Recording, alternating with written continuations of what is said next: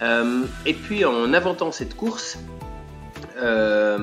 j'ai eu l'idée de tenter un record de D+, sur le parcours de cette course pour faire un petit peu de promotion en fait pour ce parcours. Et du coup, j'ai vraiment travaillé beaucoup là-dessus.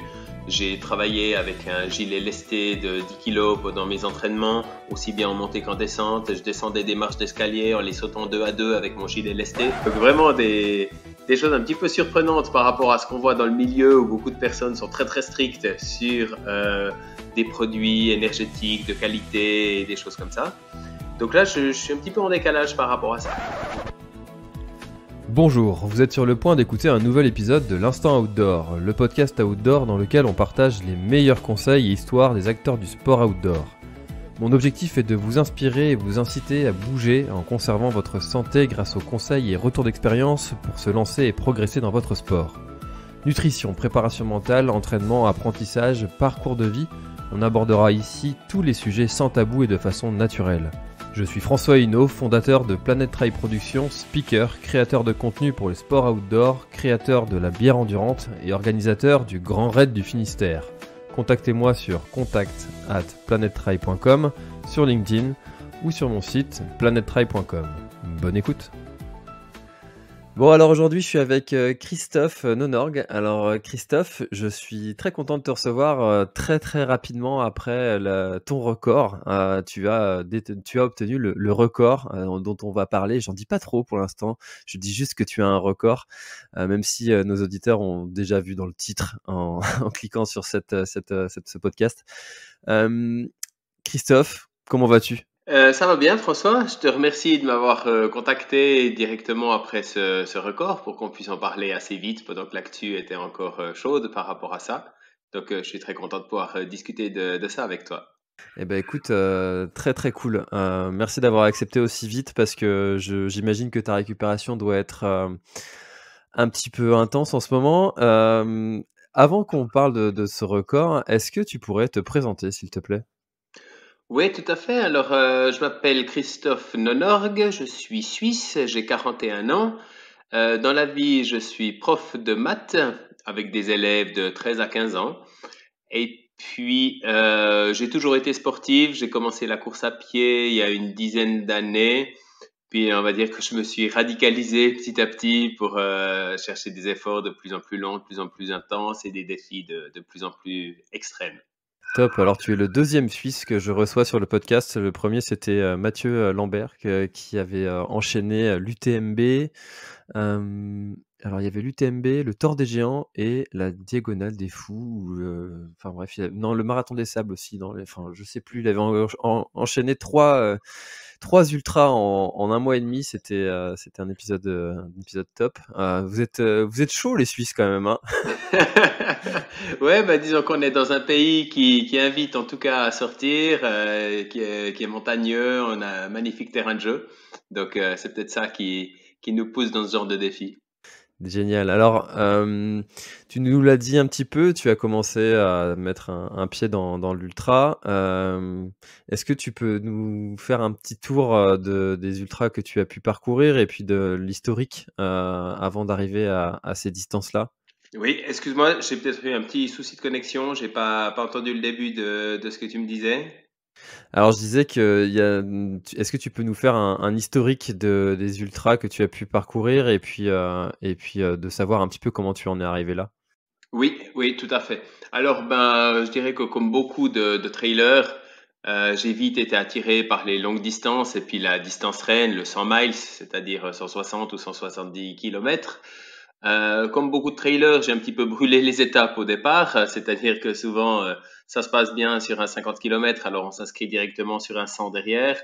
Et voilà, on a de temps en temps 2, 3 abandons à la clé. Et puis, quand je suis arrivé à cette distance reine, quand j'ai terminé mon premier UTMB, je me suis rendu compte petit à petit que ce qui me convenait le plus, c'était vraiment le dénivelé, euh, particulièrement les montées, que dans toutes les transitions qui étaient un petit peu roulantes, je perdais énormément de place, que je regagnais dans les montées suivantes et que je reperdais dans les parties roulantes d'après, ce qui est un petit peu frustrant. Et c'est là, je parlais tout à l'heure du fait de me radicaliser un petit peu. que tout d'un coup, ben, j'ai commencé à partir sur des efforts de type navette. Voilà, une montée, on descend, puis finalement, ben, le plus rapide, c'est de rattaquer tout de suite dans la même montée.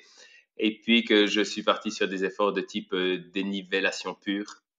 Après avoir connu comme ultra, donc l'UTMB, j'en ai parlé, j'ai fait la Swiss Peak 360 en Suisse, qui est un magnifique trail qui traverse tout le Valais. La X Alpine également, en Suisse, aussi un très très beau trail. Voilà, je dirais pour les noms les plus connus des courses que j'ai faites. Alors justement, tu disais que tu t'étais radicalisé sur le D+, et donc du coup, ça t'a donné, l'envie, de tenter le record du nombre de D+ max en 24 heures. Depuis quand est venue cette envie? Comment est-ce que c'est né? Alors en fait, c'est né à la base d'une course que j'organise. C'est-à-dire que il y a deux choses qui me frustraient des fois un petit peu dans les courses. La première, c'est le rythme auquel ça va sur les portions roulantes que je n'arrivais pas à tenir. Et la deuxième, c'est le fait que ça part toujours très très fort. Voilà, c'est difficile un petit peu de se faire sa place dans le peloton. Des fois, je suis milieu, fin de peloton sur les premiers ravitaillements, puis on se retrouve dans des bouchons un petit peu et tout ça. Et puis, me rendais compte que en cours de course, j'avais tendance plutôt à gagner un petit peu des places. Et je me disais, mais finalement, 90% des coureurs partent trop fort sur les trails. Et depuis là, j'ai eu l'idée d'inventer une course où l'allure serait imposée. Une course que j'ai créée tout près de chez moi en Suisse qui s'appelle le Dernier Survivant, dans du dénivelé. On est sur un concept proche de la backyard qui est très très connue en ce moment, où la backyard on doit faire 6,7 km avec un nouveau départ toutes les heures jusqu'à l'abandon, jusqu'à qu'il en reste plus qu'un.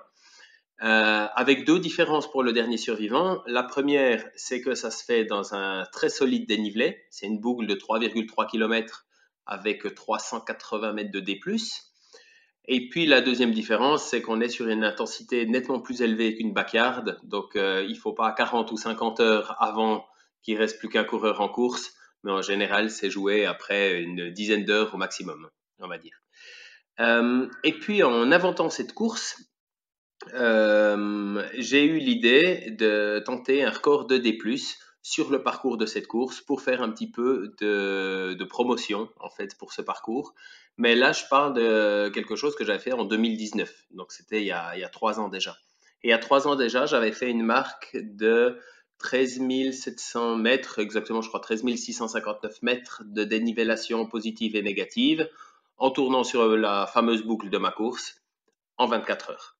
Voilà, donc, et ça avait un petit peu lancé le combat, je dirais, ça avait un peu lancé en tout cas le jeu de qui allait faire le plus des plus en 24 heures, puisque derrière, ben, il y a pas mal de trailers qui s'y sont mis, des grands noms, hein, des coureurs élites. C'est Hugo Ferrari le premier qui m'a battu, qui avait amené la barre à plus de 15 000 mètres. Puis ensuite, il y en a d'autres qui ont enchaîné, qui ont pris le relais. Et puis, ben voilà, on a vu des noms comme Patrick Bohard, et puis finalement Aurélien Dunant-Palaz, qui avait amené la barre à 17 218 mètres en septembre 2020. Donc, par rapport à mon premier essai en 2019, c'était 3500 mètres plus haut. Pendant un moment, j'ai laissé complètement tomber l'idée de récupérer un jour ce record. Et puis, ben, à force de regarder un petit peu ce qui se faisait, comment ça se faisait, je me suis rendu compte qu'on pouvait optimiser quand même pas mal de variables. La première, c'est le choix du parcours, en prenant un parcours encore plus pentu que celui que j'avais choisi la première fois, en prenant une montée plus courte, c'est-à-dire de ne pas aller chercher des 400 ou 500 mètres de dénivellation sur chaque aller-retour, mais peut-être changer tous les 90 ou 100 mètres. On change de régime musculaire parce qu'on arrive au sommet, on redescend, puis on arrive en bas, on remonte. Finalement, c'est un petit peu moins traumatisant. Et ben, c'est ça qui tout d'un coup m'a donné de nouveau l'envie de me dire, bah tiens, il y a peut-être une possibilité d'aller récupérer ce record, même si la barre est beaucoup, beaucoup plus haute que celle que j'avais mise en 2019. Alors tu as mis, j'imagine ton côté, prof de maths, pour, analyser toutes ces données, ces statistiques pour essayer d'optimiser, tout ça.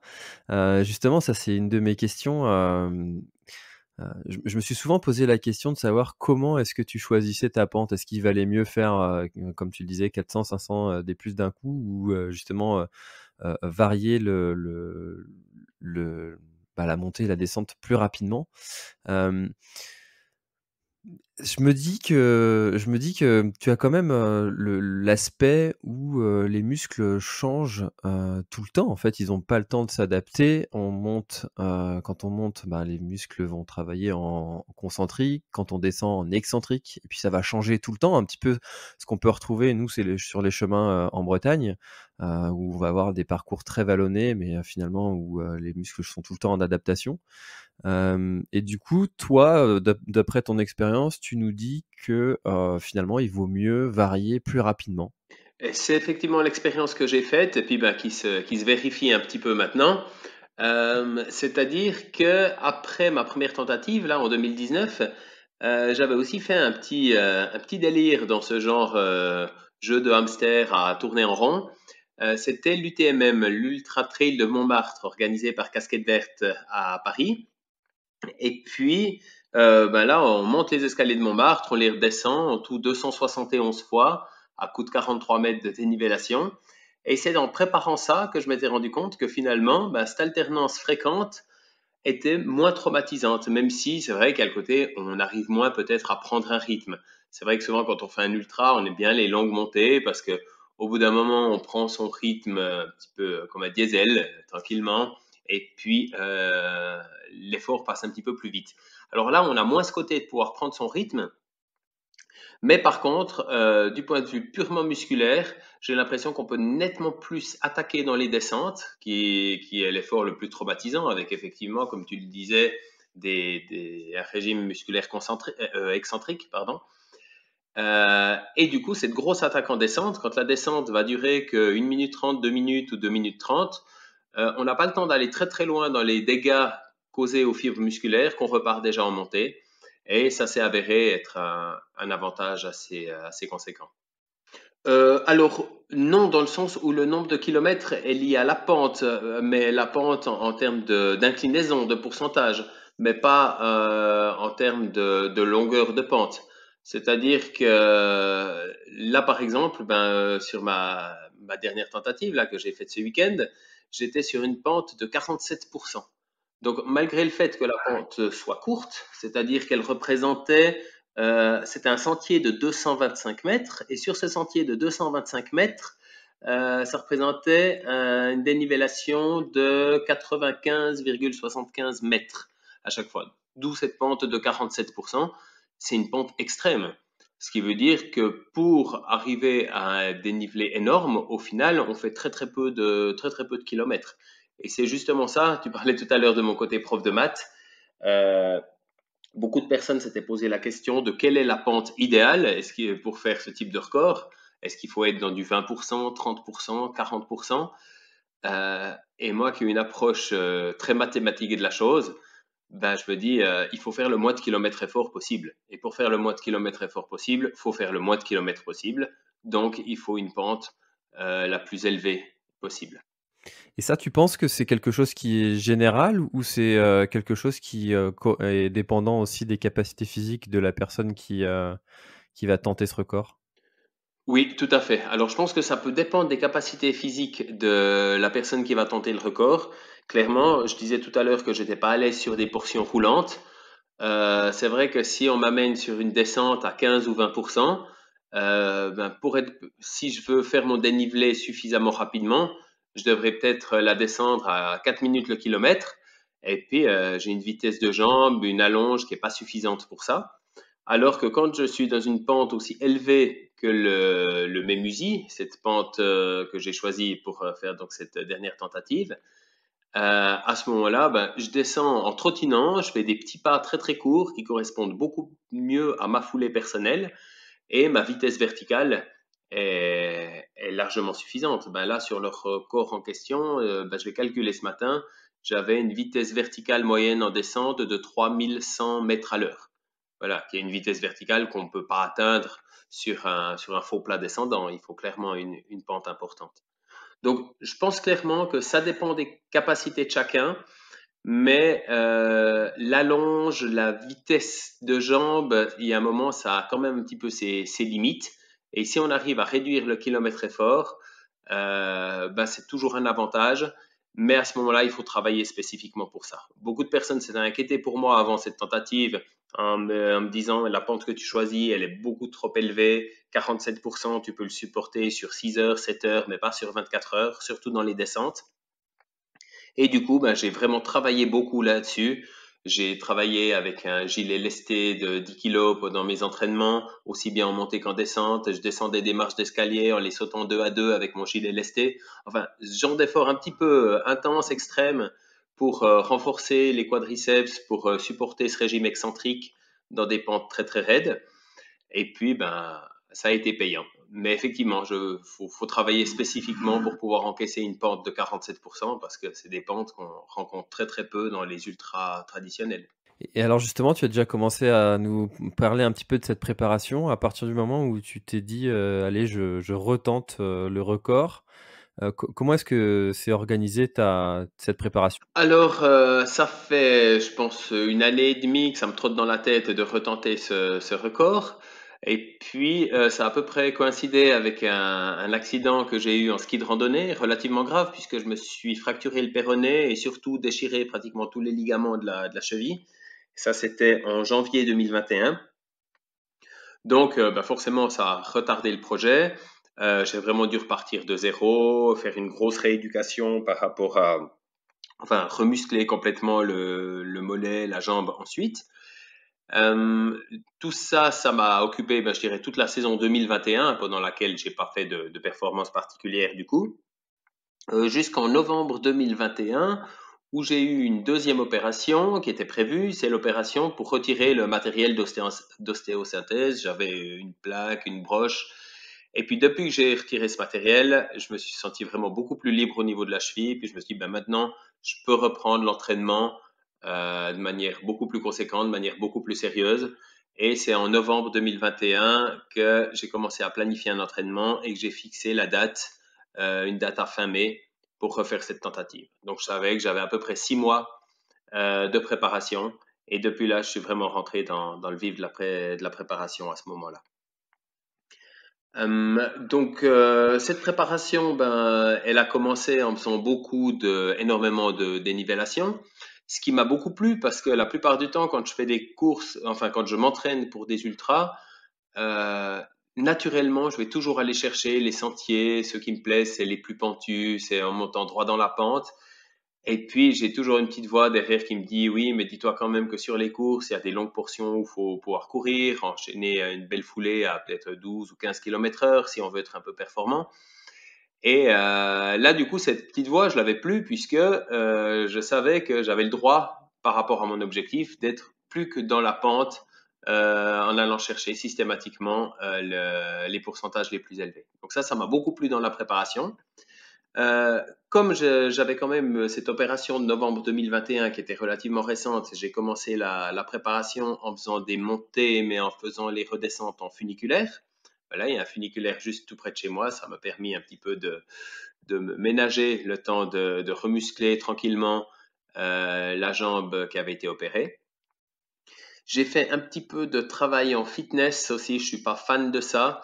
Mais là, pour l'occasion, pour remuscler un petit peu, j'ai fait voilà du travail, que ce soit de la proprioception, de l'équilibre, des sautillements, un petit peu de musculation, des choses comme ça, tout en accent bien plus sur la jambe qui avait été blessée et récemment opérée.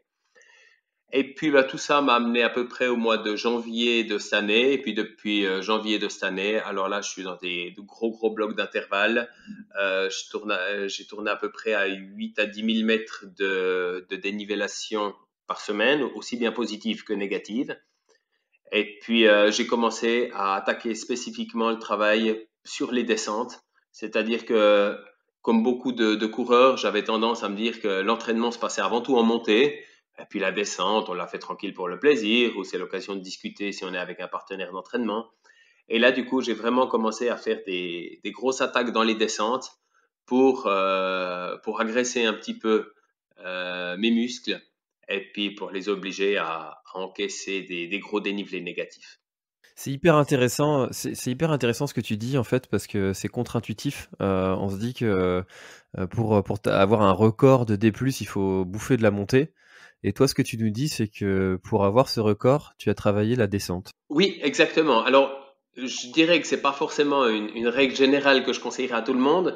C'est aussi parce que je savais que mon point faible était sur la descente et qu'il fallait que je travaille ça. La montée m'inquiétait pas. Je sais que je suis toujours assez régulier, même si c'est sur un effort de 24 heures. Voilà, j'ai un rythme de montée à l'entraînement qui tourne à peu près en vertical, 1300 mètres, 1400 mètres à l'heure verticalement. Là, je savais que j'allais partir plutôt à 1200 mètres à l'heure et puis au fur et à mesure réduire pour me retrouver à 1000 mètres à l'heure à peu près sur la fin. Là, j'avais pas trop d'inquiétude. Par contre, effectivement, cette descente et particulièrement cette descente extrêmement pentue, ben là, en l'occurrence, hein, j'ai parlé tout à l'heure de la pente précise dans laquelle j'ai fait ce record. C'est 95 mètres de dénivellation. Je suis allé me tester plusieurs fois dessus. En descendant rapidement, je la descendais en 1 minute 30. Je me disais, le jour du record, on va pas prendre trop de risques, on va plutôt la descendre en 1 minute 40, 1 minute 50. Avec la fatigue, je vais dériver vers 2 minutes, 2 minutes 15. Ma grosse crainte, c'était tout d'un coup de plus avoir de jambes, de devoir la descendre en marchant ou à l'envers ou je sais pas, ou en rampant, et puis de commencer à la descendre en 3 ou 4 minutes. Voilà, donc pour moi, c'était vraiment le facteur clé de la réussite de cette tentative, c'était de passer un minimum de temps dans la descente. Et c'est pour ça que j'ai vraiment travaillé ça spécifiquement. Et puis au final, bah, ça fait aussi partie des deux, trois choses que j'ai calculées là tout récemment, juste ce matin. Je me suis rendu compte que sur les 24 heures, j'ai passé 6 heures dans la descente. 6 heures seulement. Voilà, ce qui permet de gagner énormément de temps sur une performance comme ça. Alors 24 heures, c'est long. J'imagine que tu avais une feuille de route où tu avais prévu de certains passages à certains moments, certaines pauses peut-être qui étaient anticipées. Comment est-ce que tu as organisé tes 24 heures? Alors, comme un prof de maths, c'est-à-dire que là, on tombe typiquement dans les choses que j'aime, c'est-à-dire qu'on a le lien entre l'effort et les chiffres. Donc voilà, je retrouve mon métier et mon loisir en même temps. Et je pense que c'est pour ça que c'est quelque chose qui me convient bien. C'est vrai que si on est sur un ultra classique, il arrive qu'on parte d'un poste de ravitaillement et on sait que pendant 2 heures, on n'aura pas forcément de point de repère particulier. Là, quand on est sur ce type d'effort en navette, ben, toutes les 5-6 minutes, j'ai un pointage qui me permet de recalculer où j'en suis, est-ce que j'ai de l'avance, est-ce que j'ai du retard. Donc ça, c'est dans le moment présent, mais au préalable, bien sûr que ça me permet de faire des calculs et des prévisions très très précises, et ça, c'est quelque chose qui me convient bien. Donc là, j'étais parti sur l'idée j'avais tout compté en nombre d'allers-retours, hein, en fait, pas en dénivellation. Voilà, je savais que j'avais des multiples de 95 mètres à chaque montée. Il fallait que je fasse donc 180 allers-retours pour battre le record d'Aurélien.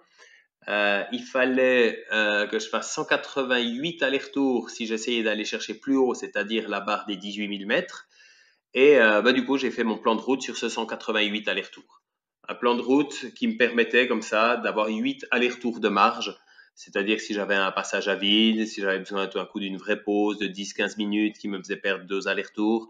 Enfin voilà, je pouvais perdre un petit peu de temps en route et puis encore essayer d'aller viser ces 180 boucles qui me permettaient quand même d'avoir le record. Donc, sur cette base-là, ensuite, j'ai coupé un petit peu en trois cet effort de 24 heures en me disant, ben, la première chose importante, c'est de ne pas partir trop fort. Donc, de partir sur un rythme que je pense pouvoir tenir pendant au moins 6 à 8 heures. Pas commencer sur un rythme que je tiens 2 heures, puis qu'à partir de la troisième heure, je dois déjà ralentir. Donc, ce premier rythme que j'ai choisi représentait 9 allers-retours à l'heure, en l'occurrence. Et puis ensuite, je me suis dit, bah, sur un deuxième tiers, je vais plutôt être à 8 allers-retours à l'heure. Et puis sur un troisième tiers, à 7 allers-retours par heure. Voilà, ça m'a fait un petit peu mon plan de route comme ça. Après, j'ai encore regardé combien de temps je pensais passer dans les montées et dans les descentes. Et ça m'a permis de suivre ça ben, au au plus proche pendant toute la tentative. Et alors, tu avais aussi programmé tes pertes caloriques et programmé ta nutrition en fonction? Alors, pour la nutrition, c'est un petit peu paradoxal. Je suis beaucoup moins précis, beaucoup moins scientifique. C'est-à-dire que voilà, j'ai une approche de la course qui est minimaliste. Minimaliste dans le sens, voilà, ben non seulement j'ai des chaussures qui sont minimalistes, avec un drop zéro, extrêmement légère, mais pour moi, c'est pas que d'avoir des chaussures légères, la course minimaliste. C'est aussi que quand je sors de chez moi pour un entraînement, je vais essayer de prendre le moins de choses sur moi. Voilà, je pars avec un short, torse nu s'il fait suffisamment chaud. Je vais pas prendre de quoi m'alimenter, pas prendre de quoi m'hydrater si je fais moins de 4 heures d'entraînement. Puis au-delà de ça, j'y vais un petit peu au feeling. Dans des courses plus longues, il m'arrive de tourner à des boissons sucrées tout simplement, puis je m'alimente de sucre. Et puis tout d'un coup, il y avait des personnes qui rigolaient des fois en voyant mon ravitaillement parce que je tournais aux madeleines, aux gaufres ou des choses comme ça. Donc vraiment des choses un petit peu surprenantes par rapport à ce qu'on voit dans le milieu où beaucoup de personnes sont très très strictes sur des produits énergétiques de qualité et des choses comme ça. Donc là, je suis un petit peu en décalage par rapport à ça. Mais dans l'idée que j'avais de vraiment mettre tous les paramètres au top et puis de mettre toutes les chances de mon côté, je me suis dit 2 semaines avant que, non pas 2 semaines avant, pardon, 2 mois avant, je me suis dit que ben voilà, pour cette occasion-là, je pouvais avoir un gain supplémentaire si j'essayais aussi d'avoir une nutrition plus adaptée. Alors, nutrition plus adaptée, je voulais pas non plus tout bouleverser 2 mois avant, puis commencer à prendre 50 produits différents que mon corps tolérerait pas forcément. Mais je me suis juste renseigné pour trouver une boisson d'effort intéressante qui, si j'arrive plus à m'alimenter, parce que c'est souvent le cas, hein, la plupart des ultra-trailers connaissent ça, à partir d'une dizaine, quinzaine d'heures d'effort, on arrive difficilement à s'alimenter en solide. Si tout d'un coup, j'arrivais plus qu'à m'alimenter en liquide, il me fallait une boisson qui soit pas juste mon traditionnel sirop ou coca, mais qui soit plus riche et puis qui me permette finalement de combler toutes les pertes en sels minéraux et autres. Donc voilà, j'ai trouvé comme ça une boisson d'effort, des compotes aussi pour avoir du semi-liquide. Et puis j'avais une course 3 semaines avant mon objectif où j'ai eu l'occasion de les tester parce que bien sûr je voulais pas me lancer sur l'objectif sans les avoir jamais testés avant. Et puis j'ai super bien toléré du point de vue gastrique cette boisson d'effort. Et du coup, je me suis mis à tourner à ça pendant pratiquement toutes les 24 heures. Mais je dirais sans calcul précis du nombre de calories perdues et tout ça. Là, je suis resté sur mes habitudes simplement de feeling. Voilà, de boire quand j'avais soif, de manger quand j'avais faim, et puis rien de plus.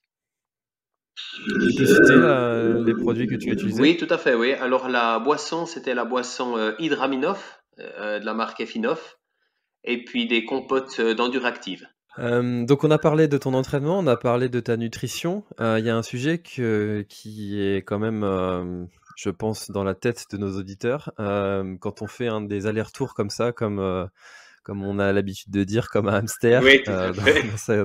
dans sa roue, il y a un élément qui est fondamental, c'est le mental. Est-ce que tu as eu une préparation mentale et est-ce que tu as eu des coups durs? Et si oui, comment est-ce que tu les as surmontés? Alors, par rapport à l'aspect mental, donc la première chose, c'est que je suis très habitué à l'effort de type navette. Je suis très habitué à m'entraîner seul.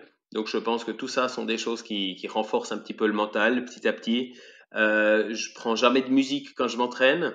C'est un choix volontaire, pas forcément parce que ça me plairait pas d'en avoir, mais parce que ben, je pense que j'ai pas envie de laisser vagabonder mon esprit. Je préfère quand c'est difficile, voilà, surmonter cette difficulté plutôt que de l'éviter en pensant à autre chose ou en écoutant une musique sympathique ou entraînante. Tout ça, c'est des choses que je fais à l'entraînement.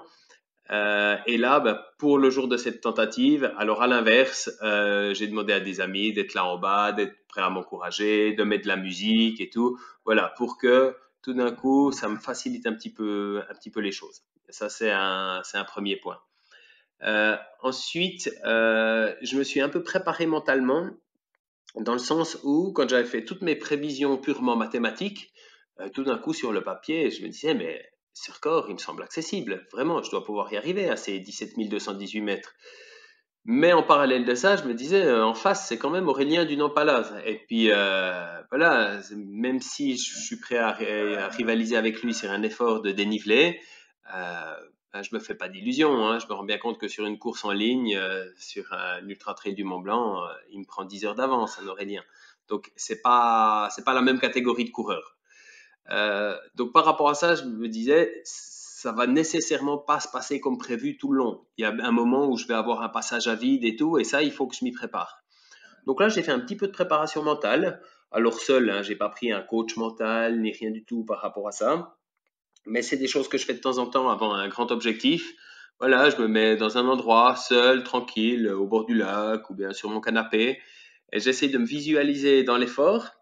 Et là, à l'inverse de beaucoup de personnes qui essaient de se visualiser de manière positive, d'imaginer que tout va bien, je peux tout à fait comprendre cette approche. Là, moi, je visais un petit peu l'inverse.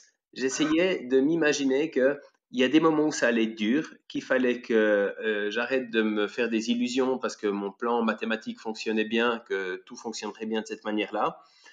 L'idée, c'est qu'au moment où ça allait m'arriver, parce que ça allait nécessairement m'arriver, un moment où j'arrive plus à m'alimenter, ou bien je tiens plus mes temps de passage, ou bien j'ai envie de dormir, ou je me sens découragé parce que c'est trop long, et puis je me dis je suis même pas encore à la moitié de l'effort, et puis j'ai déjà des douleurs partout. Enfin, un passage à vide qui va nécessairement arriver, ben, mon but c'était que mon esprit soit déjà préparé à ça, et puis que je me suis dit, ouais, mais c'est normal. C'est ça que tu es venu chercher. Tu n'es pas venu chercher une promenade. Tu savais que ça, qu'on ne bat pas un record du monde les mains dans les poches, que ça allait pas être de la rigolade. Et puis voilà, d'être prêt à parer à ce genre d'éventualité. Voilà un petit peu la préparation mentale que j'ai faite. Et puis je pense que ça m'a été utile parce que clairement, j'ai eu des moments difficiles. Et puis, bah, dans ces moments-là, voilà, j'ai repensé à ce que je m'étais dit en me disant, bah voilà, t'attendais à ce que ce soit difficile, ben on y est. C'est maintenant le moment clé. C'est pas le moment où dans les premières heures, tout allait bien dans les montées, tout allait bien dans les descentes, j'avais l'impression de sautiller, de rebondir. C'est pas ça le moment clé de la course. C'est vraiment le moment où tout d'un coup, plus rien ne va. Et puis qu'il faut réussir à pas perdre de temps parce que tout est minuté sur un effort comme ça. 24 heures, c'est long, mais chaque minute de perdu, ça compte. C'est exactement ce que je me dis quand, je suis sur un ultra. Je me dis, «Si tu arrêtes parce que c'est dur, fallait pas venir». Parce qu'on le sait que ça va être dur. Ouais, ouais, c'est justement pour ça que j'aime bien être dans une préparation mentale qui est plus axée sur le négatif finalement que sur le positif. Voilà, pour me dire, c'est ça qu'on vient chercher. Enfin, c'est ça qu'on vient chercher. On vient chercher à prendre du plaisir avant tout. Mais on sait qu'il y aura ce moment difficile et je pense effectivement qu'il faut être prêt à y faire face.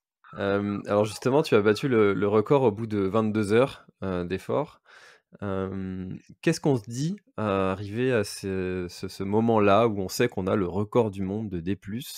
Est-ce qu'il y a un moment de relâchement ou au contraire, il y a un moment de boost intense, qui nous demande d'aller en chercher encore un peu plus et pour creuser l'écart? Alors oui, c'est plutôt cette deuxième variante. C'est-à-dire déjà, ben, dans un premier temps, pour moi, c'était une grosse surprise que tout se passe aussi bien, parce que voilà, j'ai dit que j'ai eu des moments difficiles, mais les moments difficiles, c'était dans ma tête, j'ai dû serrer les dents, mais concrètement, et un chronométreur qui était là, il discutait aussi avec ma femme qui a fait mon ravitaillement. Il a dit plusieurs fois, mais dès qu'il a un passage à vide, c'est sur 10, 12 minutes, puis on sent que ça reprend. Donc du coup, je pense que mes moments difficiles ne se sont pas ressentis vraiment dans le chrono. Ce qui m'a permis de tenir mes temps, mes objectifs, donc ma planification la plus idéale qui n'était pas calquée sur le record d'Aurélien à 17 218, mais qui était calquée sur les 18 000, et même de prendre l'avance. Donc tout d'un coup, je me suis retrouvé avec une avance considérable au petit matin. J'étais donc parti à midi, hein, j'ai fait mon effort de midi à midi. Donc à 6 heures du matin, tout d'un coup, le soleil réapparaît, c'est le moment, c'est un peu plus facile psychologiquement, et j'avais une telle avance que je savais que sauf blessure, le record était bon. La barre des 18 000, elle passerait aussi.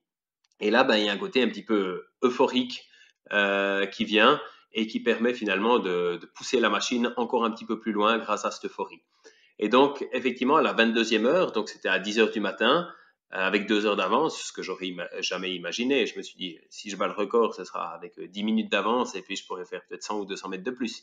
Ben là, je me suis retrouvé à battre le record avec 2 heures d'avance. Et là, à ce moment-là, ben, ça n'a pas été forcément un grand moment pour moi. Enfin, ça a été très très chouette parce que toutes les personnes, les amis, les coureurs de la région qui étaient venus me voir, ils m'ont fait une petite aide d'honneur au passage en bas pour me dire, ah ben voilà, leur record est battu. Il y a quelques médias locaux qui étaient venus sur place aussi. Alors, ils ont essayé de m'interviewer, mais je leur ai juste fait un mot, puis j'ai dit un mot, puis j'ai fait demi-tour et je suis reparti parce que ben, pour moi, l'effort continuait pendant encore 2 heures. Voilà. Donc, ce que je voulais dire par là, c'est que c'est pas vraiment au moment même où j'ai passé le record que ça a été un moment incroyable, puisque je le sentais venir depuis 2-3 heures avant. Voilà. Toute la nuit, il y a des incertitudes, mais quand à 20 heures d'effort, il me reste à peine plus de 1000 mètres pour aller chercher le record, là, je sens que ça va le faire. Et dans ces 2 dernières heures, du coup, il y a eu de plus en plus de personnes qui sont venues. Il y a eu de plus en plus de médias qui étaient là. Il y a Patrick Board, qui habite à 5 minutes de l'endroit où j'ai fait ce record, qui est venu me voir, qui lui-même a eu le record juste avant Aurélien. Et il l'avait fait sur cette même piste que j'ai choisi moi aussi. Donc voilà, là, tout ça, ça a été un moment très euphorisant qui a fait que j'ai presque perdu la notion de douleur, de fatigue et tout. Et j'ai fini très très bien, très très fort. J'ai même réaccéléré sur les 2 dernières heures. Ah, c'est hyper intéressant aussi le choix de l'heure. Je sais que personnellement, j'ai du mal avec les ultras qui partent le matin parce que tu as déjà une journée complète dans les pattes et puis tu dois enchaîner sur la nuit. Et la nuit, du coup, c'est un moment qui est un petit peu particulier, un petit peu. Le sommeil commence à se montrer. Oui. Comment est-ce que tu as choisi cette heure, midi? Pourquoi midi Alors, pour moi, il y avait deux arguments pour choisir cette heure. La première, je voulais que la nuit précédente ne soit pas du tout raccourcie, que je ne doive pas mettre mon réveil à 6 heures du matin pour me faire un petit déj et puis pour un départ à 9 heures, par exemple. Donc, je voulais vraiment pouvoir dormir jusqu'à l'heure où mon corps voulait dormir. Si je me levais à 8 heures, c'était 8 heures. Si je me levais à 9 heures, voire 10 heures, c'était 10 heures. Puis j'étais encore dans les temps pour manger quelque chose et me préparer avant le départ à midi. Ça, c'était le premier argument. Et le deuxième argument, puisque on est fin mai et puis que les journées deviennent quand même de plus en plus chaudes, c'était de débuter avec les heures chaudes. Débuter avec les heures chaudes dans l'idée où, au début, en général, on fait une bonne alimentation les jours avant la course, on fait une bonne hydratation les jours avant la course. Si je me retrouve dans les heures les plus chaudes de l'après-midi, puis que j'ai déjà 8 heures ou 10 heures d'effort dans les jambes et que je suis déjà déshydraté, c'est beaucoup plus difficile à encaisser pour le corps. Alors que là, les heures de 14 heures, on va dire de 13 heures à 17 heures l'après-midi, j'étais en début d'effort, j'étais parfaitement frais, donc j'étais à peu près assuré de ne pas souffrir de la chaleur. C'est hyper intéressant ce choix fait en fonction de la météo et de la température aussi. Alors du coup, on a parlé de la préparation mentale, de ta nutrition, de ton entraînement, du choix de l'heure. Maintenant que le record est fait, ça fait maintenant 3 jours. Oui. Comment se passe la récupération ces premiers jours? Alors, la récupération a été un petit peu particulière dans le sens où déjà c'est la première fois que je fais un effort où j'ai autant de retombées derrière, que ce soit sur les réseaux sociaux, j'ai vu passer beaucoup d'articles, j'ai donné quelques interviews. Enfin voilà, je suis pas un coureur professionnel qui suis habitué à ce genre de choses-là. Donc déjà là, ça m'a beaucoup sollicité, pris pas mal de temps. Donc c'est déjà une première chose qui était inhabituelle pour moi en termes de récupération directement après un effort de cette durée où on n'a qu'une envie, c'est de se poser et de pouvoir dormir un petit peu. Ensuite, l'autre chose nouvelle que j'ai connue, c'est que j'ai très mal réussi à trouver le sommeil dans les 2 nuits suivantes. Voilà. Alors qu'en général, après un ultra, on se pose, on dort 14 heures à la suite, on récupère et puis on se réveille, ça va déjà un petit peu mieux. Alors que là, je me suis fait 2 nuits déjà avec des telles douleurs dans les jambes, le fait d'encaisser 18 000 mètres, 18 700 mètres de dénivellation négative. Le positif, ça va encore, mais il faut encaisser le négatif. Voilà, des telles douleurs au niveau des jambes que souvent, même si j'arrivais à m'endormir, 1 heure, 2 heures après, d'un coup, je me retournais et hop, la douleur me réveillait. Je pense aussi que mon métabolisme était bien perturbé, donc j'avais des sueurs nocturnes, je me réveillais trempé et tout ça. Donc j'ai enchaîné 2 nuits après ce record à dormir peut-être 4 ou 5 heures par nuit, alors que j'avais déjà une nuit blanche dans les jambes. Donc difficile pour la récupération. Puis je dirais que c'est seulement depuis hier que ça a un peu donné le tour. Les jambes vont mieux, j'arrive à marcher sans donner l'impression que je suis un octogénaire. Hier soir, je me suis couché, j'ai fait une nuit complète sans problème. Et puis, voilà, maintenant je retrouve euh, un mode de récupération tout à fait habituel, tel que je le connais en général après un ultra. C'est-à-dire que j'irai pas recourir tout de suite, mais je sens que la forme revient gentiment et puis qu'il faudra juste que je récupère encore quelques heures de sommeil. Et alors du coup, les prochains objectifs maintenant quand tu auras bien récupéré, est-ce que tu t'en es calé d'autres pour, la suite de l'année? Alors, pour la suite de l'année, j'ai 2 autres objectifs qui sont des objectifs plaisir, qui sont pas des objectifs performance pour moi. Le premier, c'est qu'il y a une nouvelle course qui va se faire en Suisse qui s'appelle Crossing Switzerland. C'est la traversée de toute la Suisse. C'est le Montreux Trail Festival qui se rajoute en fait une distance. Le Montreux Trail Festival avait des distances de 15 à 120 km à peu près, quelque chose comme ça si je me trompe pas. Et là, il rajoute une distance de 390 km. Donc, on part carrément le week-end suivant et puis on a toute la semaine pour traverser toute la Suisse et puis arriver pendant le week-end du Montreux Trail Festival sur les quais de Montreux. Donc ça, ce sera un objectif pour fin juillet. Mais voilà, comme je le disais, je ne vais pas viser une performance, je ne vais pas viser un classement. L'objectif, c'est de finir, c'est de passer une semaine en montagne en voyant des beaux paysages et en prenant du plaisir. Donc, c'est vraiment complètement à l'opposé de ce que je viens de faire. Un deuxième objectif plaisir pour la fin de l'année, normalement, c'est la Diagonale des Fous. Où là aussi, on verra d'ici là. Hein, j'aurais peut-être envie de performer et de faire un bon résultat, mais là actuellement, je suis plutôt dans l'optique de me dire, voilà, c'est aussi pour découvrir une belle région et puis pour me faire plaisir. Puis après, l'objectif ultime que j'ai depuis pas mal d'années et qui serait alors de nouveau un objectif performance, ce serait pour l'année prochaine, si l'organisateur le veut bien, être sélectionné pour la Barclay, la fameuse Barclay dans le Tennessee.